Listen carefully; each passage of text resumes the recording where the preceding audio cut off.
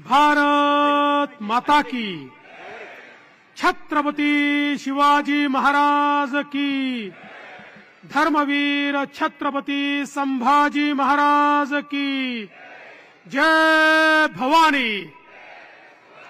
अरे मागच्या लोकांचा काय आवाजच येत नाही। जय भवानी, जय भवानी, जय जय जय जय जय भवानी, जय जय जय जय जय शिवाजी।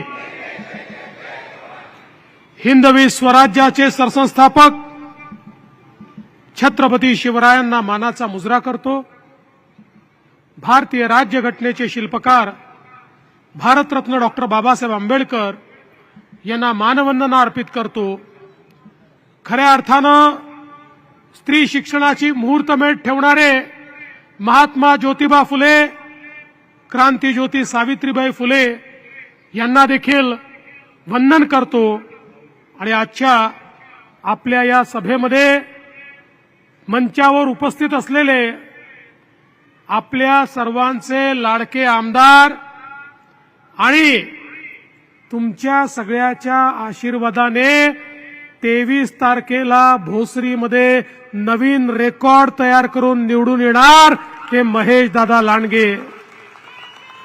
मंचावर उपस्थित अमित गोरखेजी, शत्रुघ्न काटेजी, मंगलाताई कदम, बाळासाहेब भागवत, इरफान सय्यद, नितीन काळजे, राहुल जाधव, वसंत लोंढे, शरद बोराडे, विलास मडगिरे, वसंत मोरेश्वर शेडगे, कविता आल्हाट, नारायण भरवडे, संतोष लोंढे, पोपटराव हजारे, सुरेश तात्या म्हेत्रे, कुंदन गायकवाड, उत्तम केंदळे, विलास डोळस, शैलाताई मुळक, विजय फुगे, विनायक मोरे, पांडाभाऊ साने, शांताराम भालेकर, निलेश नेवाळे, संभाजी शिरसाट, पोपटराव हजारे, योगिताताई नागरगोजे, अप्पा सायकर, जीतू यादव, त्याचप्रमाणे माऊली लांडे, संतोष बारणे, मंचावरील सर्व मान्यवर।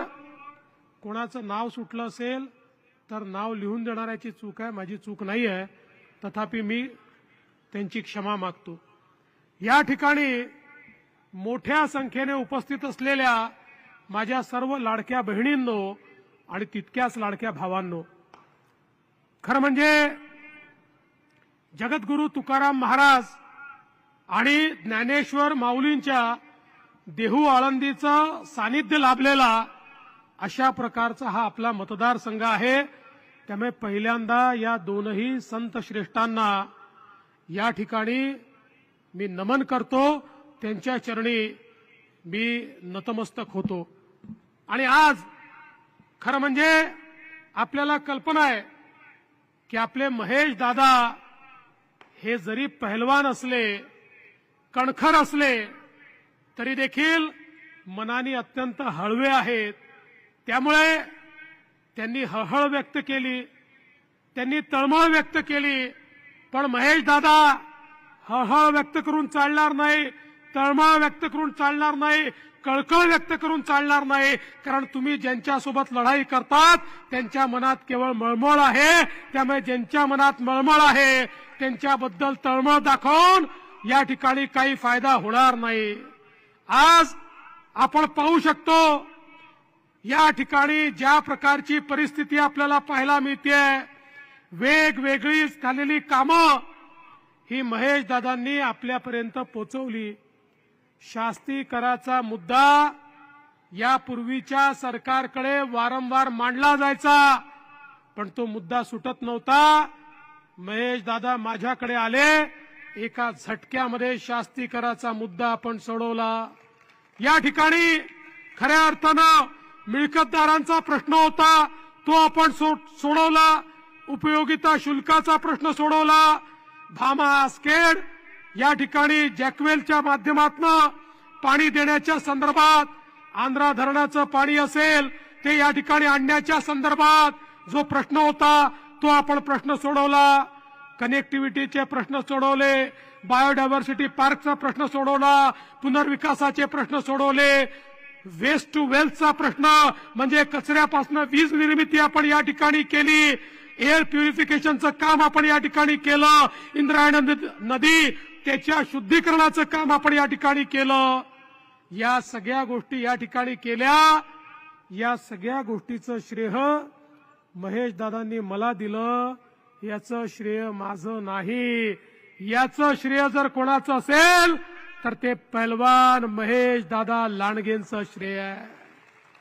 बंधू भगिनींनो, महेश दादा सातत्याने या प्रत्येक कामाचा पाठपुरावा करत राहिले. आणि दादांचं असं आहे, येऊन असा धीर गंभीर चेहरा करून बसतात की असं वाटतं काय नेमकं झालेलं आहे, आसमान तर खाली आलं नाही ना, जमीन तर फाटली नाही ना. आणि मग महेश दादांना विचारावं काय झालं, असा एवढासा चेहरा करून म्हणतात, भाऊ शास्तीकरांनी खूप त्रास होतोय, तो शास्तीकर माफ झाला पाहिजे. त्यांचा चेहरा पाहूनच आपल्याला वाटतं करून टाकावं बाबा, हे फार भयानक काहीतरी चाललेलं आहे. अशा प्रकारे असा भोळा चेहरा करून करून सगळ्या फायलींवर आमच्या सह्या या महेश दादांनी या ठिकाणी घेतल्या.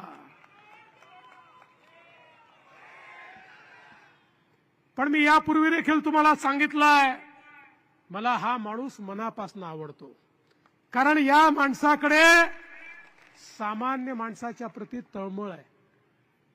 याच्या जीवनामध्ये सामान्य माणसाचं भलं झालं पाहिजे हे एकमेव ध्येय आहे.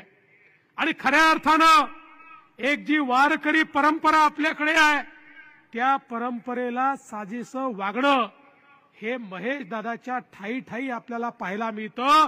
आणि म्हणून महेश दादा काळजी करू नका, तुमच्यावर कोणी आरोप करत असेल, अरे या महाराष्ट्रामध्ये संत श्रेष्ठ तुकाराम महाराज आणि ज्ञानेश्वर माऊलींवरही आरोप करणारे होते. आपण किस झाड की पत्ती आहोत, आपल्यावर आरोप झाले तर चिंता करायची नाही. अरे आरोप करणाऱ्यांवर या ठिकाणी मला आवडलं, तुम्ही सांगितलं मी त्यांच्यावर आरोप करणार नाही.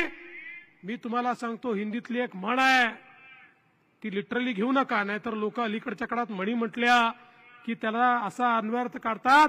पण हिंदीमध्ये म्हणतात, कुत्ते भौके हजार जब हाती चले बाजार. म्हणजे कोणी कुत्राही नाही, तुम्ही हत्ती नाही. नाही तर कोणीतरी म्हणेल बघा विरोधकांना कुत्रा म्हटलं, आपल्या माणसाला हत्ती म्हटलं. पण याचा अर्थ असा आहे, काम करणाऱ्याच्या मागे अनेक लोक भुणभुण लावतात, भुकभुक लावतात, अनेक लोक बदनाम करण्याचा प्रयत्न करतात. पण चिंता करू नका, या भोसरीच्या लोकांचा जोपर्यंत तुमच्यावर विश्वास आहे तोपर्यंत तुमचा बालही कोणी बाका करू शकत नाही. ही भोसरी तुमच्या पाठीशी आहे. त्यामुळे मी निश्चितपणे सांगतो, आपल्याला चिंता करण्याची आवश्यकता नाहीये. आपल्याला कल्पना आहे, पुणे असेल, पिंपरी चिंचवड असेल, या सगळ्या भागाचं चित्र 2014 नंतर आपण बदललं. आपण पाहू शकतो, मग मेट्रोचं काम असेल, फ्लायओव्हरचं काम असेल, या ठिकाणी वेगवेगळ्या प्रकारच्या सिस्टीम्स असतील, इथलं इन्फ्रास्ट्रक्चर असेल, या सगळ्या गोष्टी 2014 नंतर ज्या वेगानं आपण या ठिकाणी तयार केल्या आपल्या समोर आहेत. इथला जो काही कंजेशनचा प्रश्न आहे तो प्रश्न दूर करण्याच्या दृष्टीने मेट्रो सोबत पीएमपीएल मध्ये 1,500 इलेक्ट्रिक बसेस आपण या ठिकाणी आणल्या. आज पुणे आणि पिंपरी चिंचवडची पीएमपीएल जी आहे, देशातली सर्वात मोठी इलेक्ट्रिक बसेसची फ्लीट असलेली 2 महानगरपालिकाची ही सिस्टीम आज आपल्या सेवेमध्ये या ठिकाणी आहे. आणि पुढच्या काळामध्ये या आपल्याला जाळ्याचं विस्तारीकरण करायचं आहे, ज्या माध्यमातून आपल्या इथे ट्रॅफिकचा प्रश्न देखील मोठ्या प्रमाणात निकाली निघणार आहे.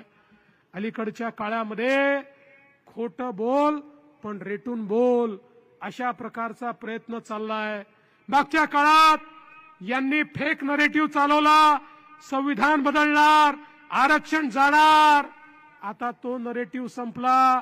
राहुल गांधी एक कुठलं तरी लाल संविधान घेऊन संविधान बचाव म्हणून गेले आणि दुर्दैवाने ते पत्रकारांनी उघडून बघितलं तर त्या संविधानामध्ये कोरी पानं होती, ते संविधानच नव्हतं, ती डायरी होती. जसं राहुल गांधीचं मनही कोरं आहे, त्याच्यामध्ये कोणाकरता संवेदना नाही, तसं त्यांच्या संविधानामध्ये देखील एकही त्या ठिकाणी संविधानाची ओळ देखील नव्हती. कोरं अशा प्रकारचं संविधान घेऊन ते संविधान बचाव करत होते. त्यांचा चेहरा उघडा पडला आणि या ठिकाणी अशाच प्रकारचे खोटे नरेटिव्ह आज पसरवले जात आहेत. आणि या खोट्या नरेटिव्हची जी फॅक्टरी तयार झाली आहे, दुर्दैवाने त्या फॅक्टरीची मालकी अलीकडच्या काळामध्ये आमचे ज्येष्ठ नेते शरद पवार साहेब आणि त्यांची कन्या सुप्रियाताई सुळे यांच्याकडे गेली आहे. या ठिकाणी येऊन सांगतात की आमच्या महाराष्ट्रातले उद्योग चालले आहेत, आमच्या मुलांच्या हाताला काम कसं मिळेल. आमच्या इथे हिंजवडीतनं मोठ्या प्रमाणात त्या ठिकाणी 36 कंपन्या बाहेर गेल्या आयटीच्या. मी शेवटी माहिती काढली, म्हटलं रोज सांगतात 36 कंपन्या गेल्या, 36 कंपन्या गेल्या. माझ्या लक्षात आलं 19 कंपन्यांनी आपलं नवीन कॅम्पस सुरू केलं. ते त्यांनी या ठिकाणी सुरू न करता दुसरीकडे कॅम्पस सुरू केलं, आपला विस्तार दुसरीकडे केला. पण तो विस्तार महाराष्ट्राच्या बाहेर नाही केला, महाराष्ट्रातल्या टियर 2 सिटीमध्ये केला, कारण तिथे त्यांना जास्त फायदा मिळतो. म्हणून इथलं कायम ठेवून त्यांनी संभाजीनगरला केलं, त्यांनी नागपूरला केलं, त्यांनी नाशिकला केलं. आणि या 19 पैकी 17 लोकांनी महाविकास आघाडीच्या काळात केलं आणि 2 लोकांनी आमच्या काळामध्ये केलं.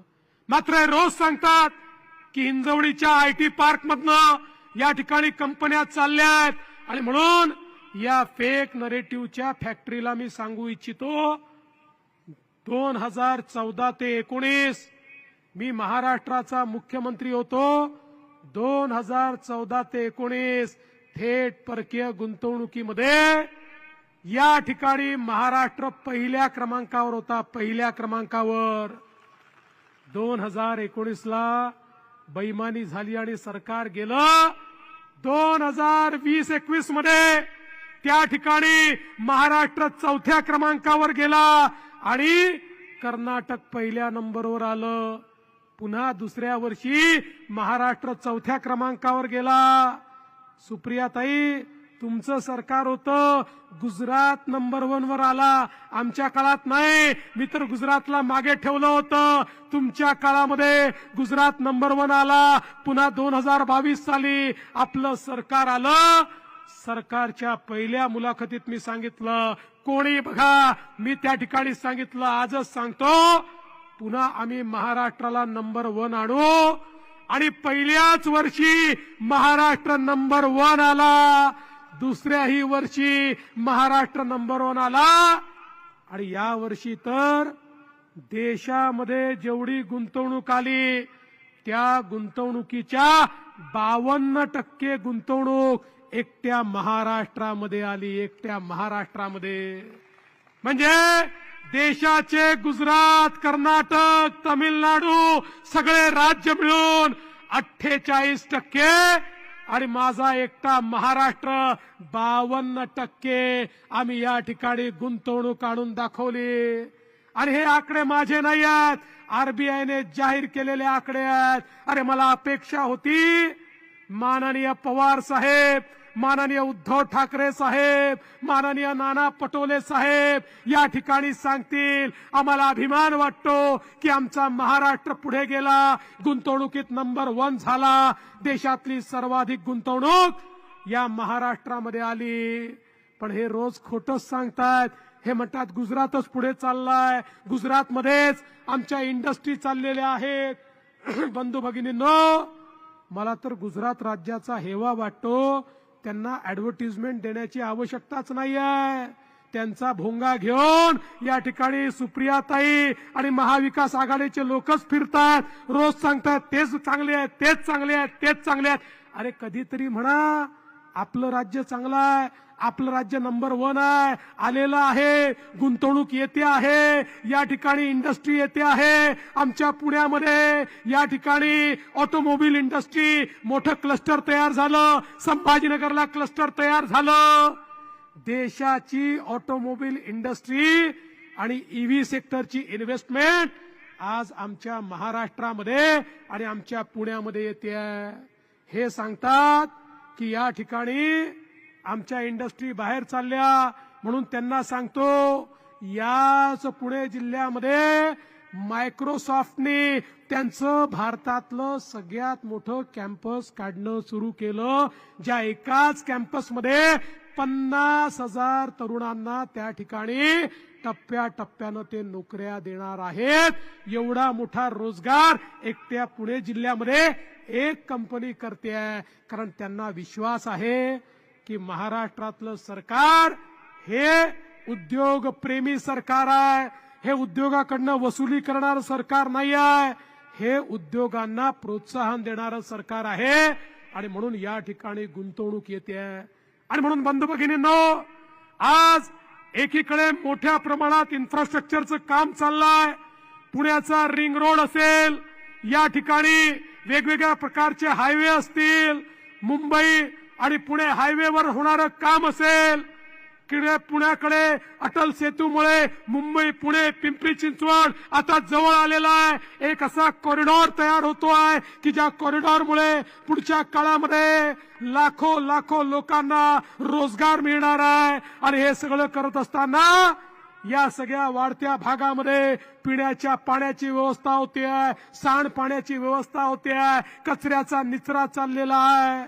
हा विचार कधीच यापूर्वी करण्यात आला नव्हता. अशा प्रकारचं काम आज आपण या ठिकाणी करतोय. महाराष्ट्रातल्या सरकारने सर्व घटकांचा विचार या ठिकाणी केला. आज आमच्या शेतकऱ्यांना आम्ही मोफत वीज देतोय. आमच्या शेतकऱ्यांना त्या ठिकाणी 1 रुपयात पीक विमा देतोय. आमच्या शेतकऱ्यांकरता आम्ही घोषणा केली, आता पुन्हा सरकार आलं तर आम्ही शेतकऱ्यांची कर्जमाफी करणार आहोत. आमच्या शेतकऱ्यांना भावांतर योजना आम्ही देतो आहोत. आणि त्यासोबत आमच्या युवांकरता परदेशी शिष्यवृत्तीची योजना असेल, आमच्या युवांकरता शैक्षणिक शुल्कामध्ये त्या ठिकाणी 50% फीची सवलत असेल, आमच्या युवांकरता त्या ठिकाणी मुख्यमंत्री कार्य प्रशिक्षण योजना असेल की ज्या योजनेच्या माध्यमातून 10 लाख युवकांच्या हाताला आम्ही काम देतोय आणि त्यांचं 10,000 रुपयापर्यंतचा पगार हा राज्य सरकार देते आहे. आम्ही हा देखील निर्णय केलाय, पुन्हा एकदा सरकार आल्यानंतर आमच्या युवांना 15 लाख रुपयापर्यंत बिनव्याजी कर्ज आम्ही देणार आहोत आणि त्या माध्यमातून त्यांना रोजगाराची संधी आम्ही देणार आहोत.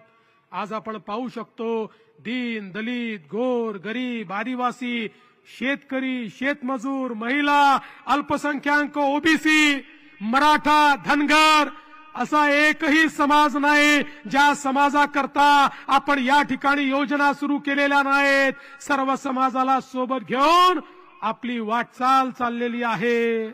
बंधू भगिनींनो, देशाचे प्रधानमंत्री माननीय नरेंद्र मोदीजी असं सांगतात, भारताला जर विकसित भारत करायचा असेल तर या भारताची जी 50% लोकसंख्या आहे, या 50% लोकसंख्येला म्हणजे आमच्या माता भगिनींना जोपर्यंत आपण सामाजिक आर्थिक परिवर्तनाचा केंद्रबिंदू बनवत नाही तोपर्यंत विकसित भारत तयार होऊ शकत नाही.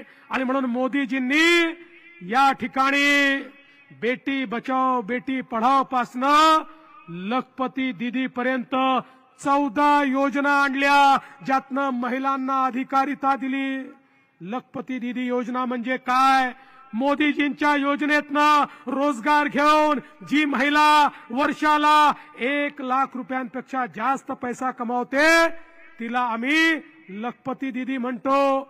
महाराष्ट्रामध्ये 11 लाख लखपती दीदी आम्ही तयार केल्या.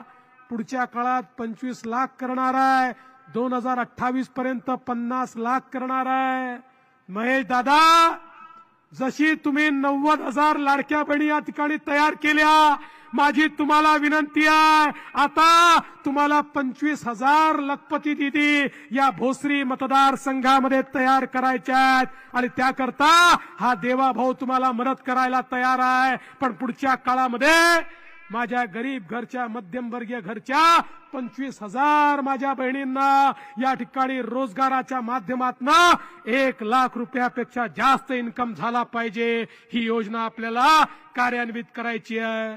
आपण लेक लाडकी सारखी योजना आणली, ज्या योजनेच्या अंतर्गत घरामध्ये कन्या रत्न जन्माला आलं तर मुलीच्या जन्माचं स्वागत झालं पाहिजे। मुलगी जन्माला आली 5,000 रुपये, चौथ्या वर्गात गेली 5,000 रुपये, 7व्या वर्गात गेली 7,000 रुपये, 11व्या वर्गात गेली 8,000 रुपये, 18 वर्षाची झाली 75,000 रुपये, असे 1 लाख रुपये त्या मुलीला आणि तिच्या घरच्यांना आपण देतो। घरामध्ये मुलगी आली की लक्ष्मी आल्याचं प्रत्यंतर आलं पाहिजे, म्हणून लेक लाडकी सारखी योजना आपण सुरू केली। आज आपण पाहू शकतो उच्च शिक्षणामध्ये मोठ्या प्रमाणात खासगीकरणातनं त्या ठिकाणी जास्तीची फी भरावी लागते। 2 लाख 4 लाख फी भरावी लागते। डॉक्टर व्हायचं आहे, इंजिनियर व्हायचं आहे, वकील व्हायचं आहे, बीबीए करायचं आहे, एमबीए करायचं आहे, एमफिल करायचं आहे, वेगवेगळे कोर्सेस करायचे आहेत। मोठ्या प्रमाणात ही फी भरावी लागते। आज गरीबाच्या घरी, मध्यमवर्गीयाच्या घरी त्या ठिकाणी जर एक मुलगा असेल, एक मुलगी असेल, आई बाप विचार करतात यातल्या एकालाच आम्ही शिकवू शकतो आणि म्हणून ते मुलीला बोलवतात आणि मुलीला सांगतात, बेटा या ठिकाणी एकाला शिकवायचे पैसे आहेत, तुझं तर लग्नच करायचं आहे, तू बीए वगैरे शिक, तुझ्या भावाला आम्ही इंजिनियर बनवतो। ती मुलगी किती हुशार असली तरी पैशाअभावी शिकू शकत नाही। आम्ही निर्णय केला आणि आई वडिलांना सांगितलं, तुम्ही मुलीच्या शिक्षणाचे पैसे देऊ शकत नसाल, काळजी करू नका, मुलीचे मामा मंत्रालयामध्ये बसले आहेत, मुलीच्या शिक्षणाचा खर्च हे ते करतील आणि त्या माध्यमातून आपण मुलींच्या शिक्षणाकरता 100% फी भरण्याचा निर्णय या ठिकाणी घेतला। आता 2 लाख असो 5 लाख असो, कितीही फी असली तरी देखील या ठिकाणी मुलींची फी ही आपण या ठिकाणी भरणार आहोत आणि निश्चितपणे मुलींना पूर्णपणे मोफत शिक्षण देणार आहोत। यासोबत आपण आमच्या महिलांना एसटीचा प्रवास हा मोफत दिला। मोफत प्रवासाची योजना आपण आणली, अर्ध्या तिकिटात प्रवासाची योजना आणली, 50% कन्सेशन दिलं। जेव्हा कन्सेशन 50% दिलं, एसटीचे अधिकारी आले, म्हणाले ही योजना करू नका। म्हटलं का करू नका? म्हणाले एसटी तोट्यात आहे, ती खड्ड्यात जाईल। आम्ही म्हटलं आम्ही मदत करू। 1-1.5 महिन्यापूर्वी हे अधिकारी पुन्हा आले आणि मला म्हणाले, साहेब काही झालं तरी योजना बंद करू नका। अरे म्हटलं अजब लोक आहे, कधी म्हणता सुरू करू नका, कधी म्हणता बंद करू नका। म्हणाले साहेब ही योजना सुरू झाल्यापासनं इतक्या महिलांनी एसटीत प्रवास करणं चालू केलं की तोट्यात असलेली आमची एसटी आता फायद्यामध्ये आलेली आहे, त्यामुळे तुम्ही ही योजना बंद करू नका। आणि मग मी पण जरा माहिती काढली, मला लक्षात आलं अलीकडच्या काळामध्ये आमच्या लाडक्या बहिणी आमच्या भाऊजींना सांगतात, तुम्ही जरा घरीच बसा, कुठे जायचं असेल तर एसटीने मीच जाऊन येते, मला अर्धच तिकीट लागतं, तुम्ही गेले की तिकीटही दुप्पट लागतं, गेले की त्या ठिकाणी पान खर्रा तंबाखू ठर्रा काय काय सवयी त्या ठिकाणी करून येता, घरचे पैसे बर्बाद करून येता, मी अर्ध्या पैशामध्ये पैसे वाचवून येते।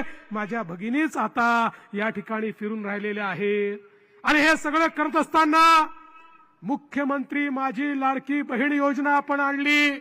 या योजनेच्या अंतर्गत आपण निर्णय केला आणि आपल्या लाडक्या बहिणींना त्या ठिकाणी 1,500 रुपये हे खात्यामध्ये देण्याचा निर्णय आपण केला तर हे काँग्रेसचे लोक, हे शरद पवार साहेबांच्या राष्ट्रवादीचे लोक, हे उबाठाचे लोक हे तर होऊच शकत नाही, हा तर जुमलाय असं म्हणत होते। त्यांच्या नाकावर टिचून 2.5 कोटी बहिणींच्या खात्यामध्ये नोव्हेंबर पर्यंतचे पैसे भरून टाकले।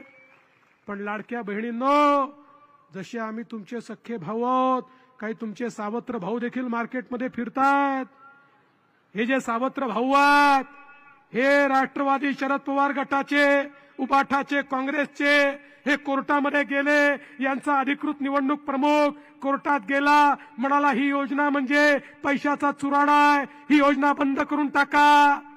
आम्ही पण कोर्टात लढलो आणि कोर्टाने सांगितलं ही योजना चालूच राहील, ही बंद होणार नाही. आणि आता पुन्हा एकदा आपलं सरकार आल्यानंतर 1500 रुपये नाही 2100 रुपये बहिणींच्या खात्यामध्ये येणार आहेत. हे काम करणारं सरकार आहे. महेश दादा, मला माहिती आहे तुमच्या मनात चलबिचल चाल रही आहे की साहेब रेड झोन बद्दल काहीच बोलत नाही, रेड झोन शिवाय कसं होणार आहे. तुम्ही काळजी करू नका. या ठिकाणी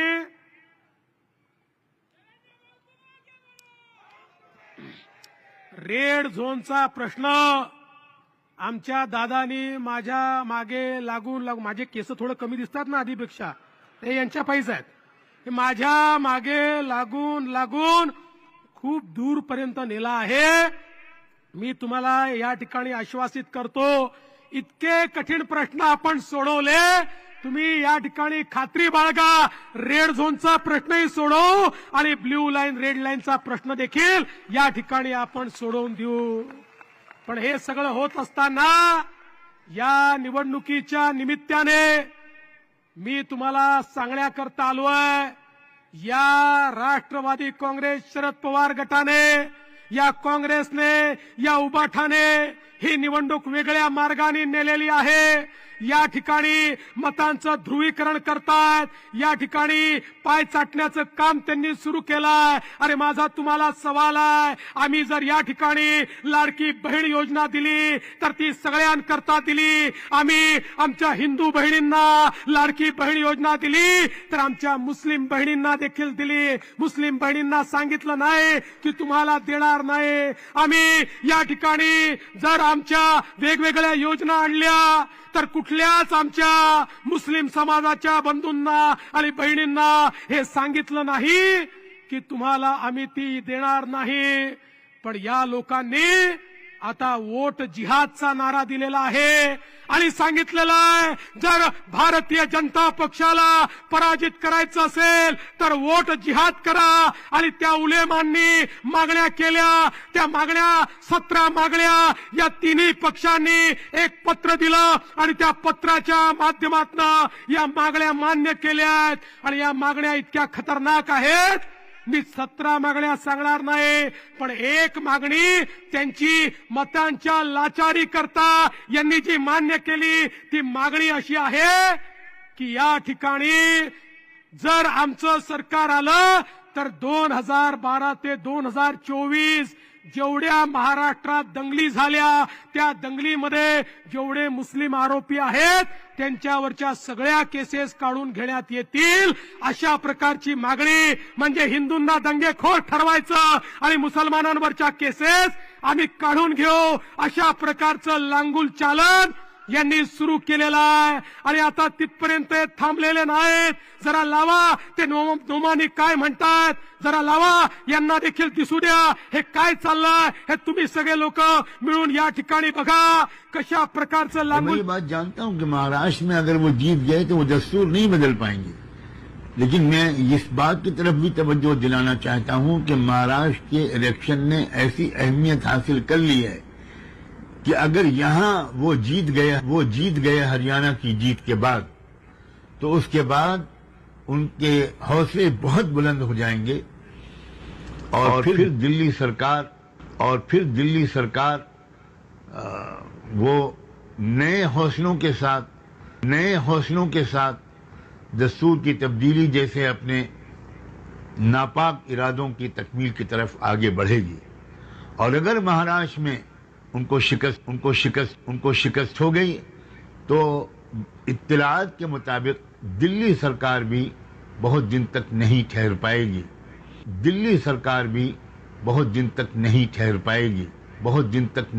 पाएगी.